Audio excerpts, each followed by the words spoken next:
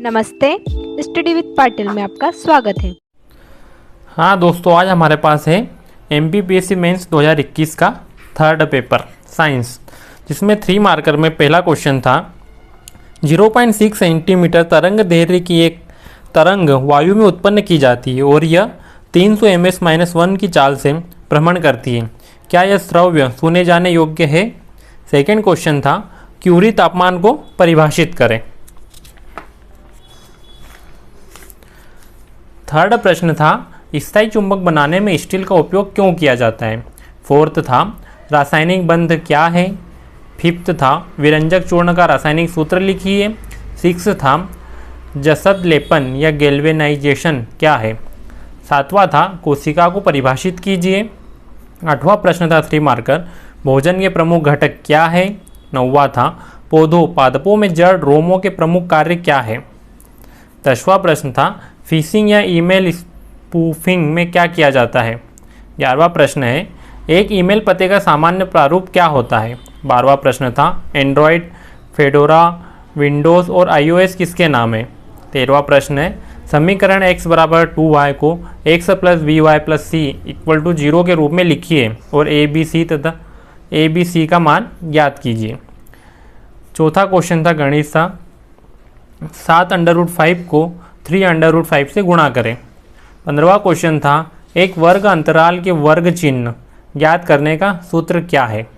16वां प्रश्न था योग की परिभाषा लिखें। 17वां प्रश्न था विश्व स्वास्थ्य संगठन WHO पर संक्षिप्त टिप्पणी लिखें।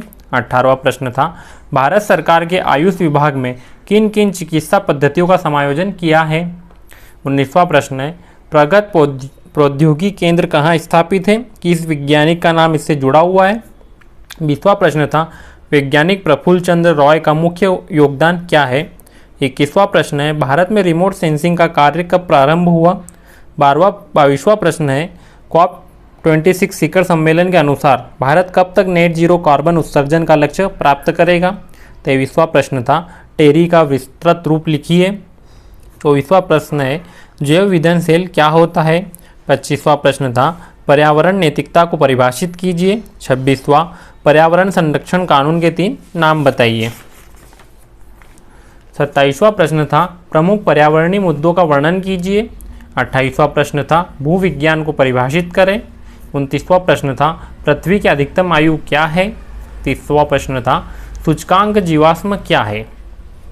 5 मार्कर में हम देखें पहला क्वेश्चन पूछा गया था एक मोटरसाइकिल चालक का द्रव्यमान मोटरसाइकिल के साथ 90 किलोग्राम है, गति ऊर्जा में वृद्धि की गणना करें यदि चाल 6 किलोमीटर प्रति घंटा से बढ़कर 12 किलोमीटर प्रति घंटा हो जाती है।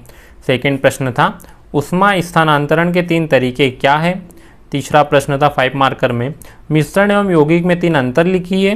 चौथा क्वेश्चन सक्रियता श्रेणी क्या है समझाइए।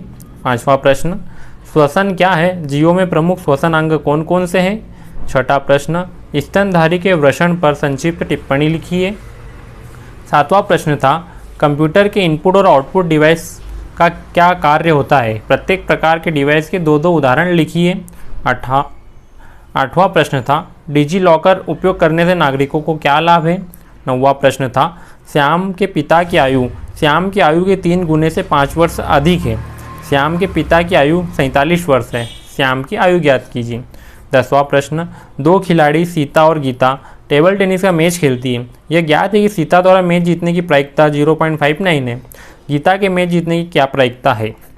11वां प्रश्न है भारत सरकार के आयुष्मान भारत कार्यक्रम की संक्षिप्त व्याख्या करें।